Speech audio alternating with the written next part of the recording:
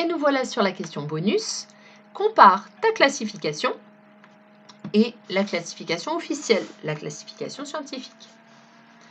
Donc, ça suppose de regarder les deux, de les comparer. Donc, il y a votre classification. Je n'ai pas remis le titre et la légende pour que ça rentre sur ma page. Donc, un grand groupe dans lequel il y a deux sous-groupes. Hein, et puis là, un sous-sous-groupe. Bon, mais comme il n'y a qu'une espèce dedans, c'est pas très intéressant. Et la classification officielle, où les 4 espèces sont dans le monde vivant, il y a 3 grands groupes là. Ce groupe-là, archée, ce groupe-là, bactéries, et ce groupe-là, eucaryotes. Les 4 là, elles sont dans le groupe des eucaryotes, et puis après, hop, il y a un Y, hop, il y a 2 espèces qui sont très proches l'une de l'autre là-haut, ici et là, et il y a 2 espèces là qui sont très proches l'une de l'autre en bas, ici et là. Voilà. Donc ça ressemble pas mal, vous voyez, vous avez un grand, ils sont tous les 4 dans le même groupe des eucaryotes, et après il y en a 2 ensemble d'un côté, et 2 ensemble de l'autre. Ici on en a 2 ensemble d'un côté et 2 ensemble de l'autre. Voilà, donc à vue de nez, c'est pas mal. Et je vous donnais des indications, des petites informations sur des racines grecques ou latines qui ont servi à construire les noms des groupes. Donc après, une fois que vous aviez compris que c'est bien la même classification, il fallait construire votre réponse comme ça, en utilisant ces informations un petit peu étymologiques. Donc d'abord, une première réponse d'élève. Dans ma classification, il n'y a pas tous les caractères qu'il y a dans la classification mondiale, car je ne connais pas tous les caractères du monde, car il y a des millions de chercheurs qui travaillent ENT sur ça et que nous n'avons pas assez d'informations pour refaire à l'identique de la classification mondiale. Alors, l'élève a un petit peu raison, hein. C'est sûr qu'avec un tableau de caractères qui considère seulement 9 caractères, on ne va pas aller très très loin si on essaye de refaire la classification scientifique. Mais c'est un exercice pour des 6e, et moi je n'ai pas choisi les 4 espèces au hasard, j'ai choisi des espèces qui sont 2 très proches l'une de l'autre et 2 très proches l'une de l'autre. Et puis après, j'ai sélectionné des caractères qui étaient pertinents pour étudier leur relation de parenté. Du coup, bien qu'on n'ait que 9 caractères, on arrive quand même à retrouver la classification officielle des 4 espèces dans votre classification.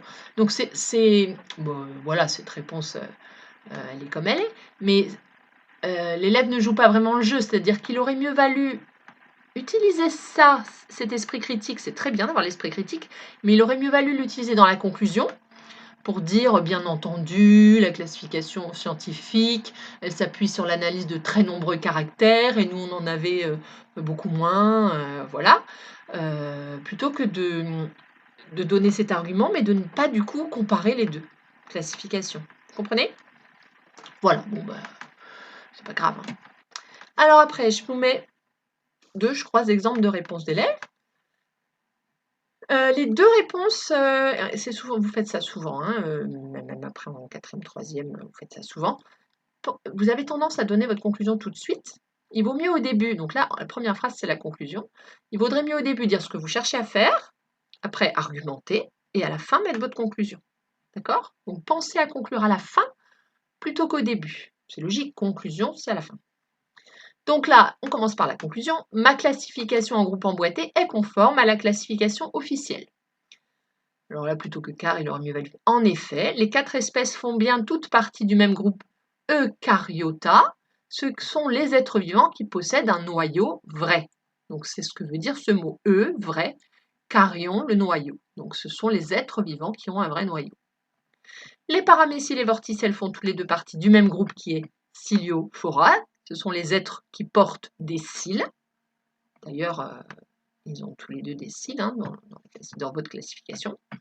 Chlamydomonas et les chlorelles font partie du même groupe Chlorophyta, qui est le groupe des êtres végétaux, phyta, vert, chloro. Voilà, donc c'est impeccable, il aurait juste fallu migrer l'introduction à la fin.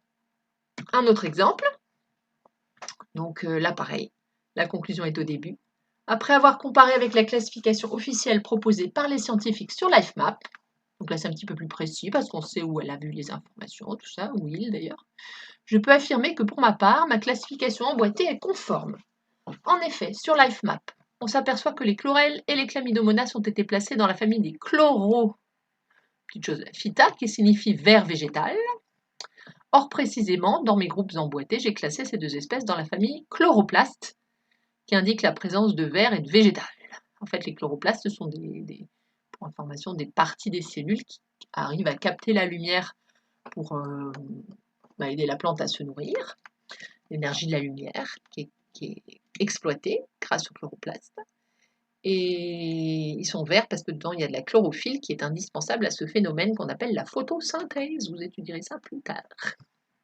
De même, on voit aussi sur l'IFMAP que les paramécèles et vorticelles ont été placés dans la famille Ciliophora, qui signifie porte des cils.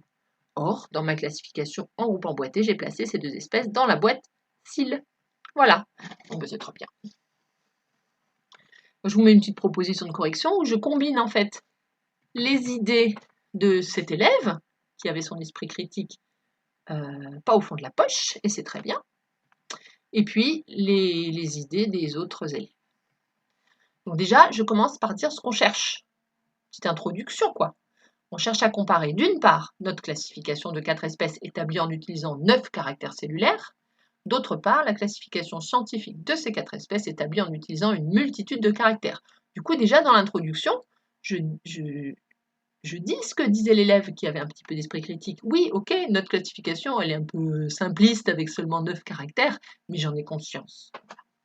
On constate que dans la classification officielle, les 4 espèces font partie du groupe des eucaryotas, étymologiquement ceux qui ont un vrai noyau. Cela correspond au groupe cytoplasme membrane noyau de notre classification. Parmi les eucaryotas, nos 4 espèces se classent en 2 sous-groupes. D'une part, les Ciliophora, étymologiquement ceux qui portent des cils, et d'autre part, les Chlorophyta, étymologiquement végétaux verts. C'est conforme à notre classification, avec côte à côte le groupe chloroplaste paroi et le groupe vacuole petit noyau cils. Voilà. Notre classification est donc conforme à la classification officielle. Puis là, bon, j'ai une petite touche d'humour qui ne fait pas rire, mais sans doute parce que le colonel Calmet n'a pas choisi au hasard les 9 caractères et les 4 espèces à classer. Bien sûr, si j'avais pris 4 espèces au hasard dans le vivant et 9 caractères au hasard, vous n'auriez, en ayant la bonne méthode, vous ne seriez pas tombé sur la bonne classification, parce que cette méthode, elle ne fonctionne que si que si elle a une valeur statistique, que si on utilise beaucoup de caractères. Eh bien, j'ai l'impression qu'on a fini.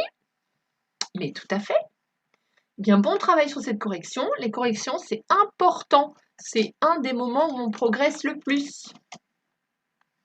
À très bientôt.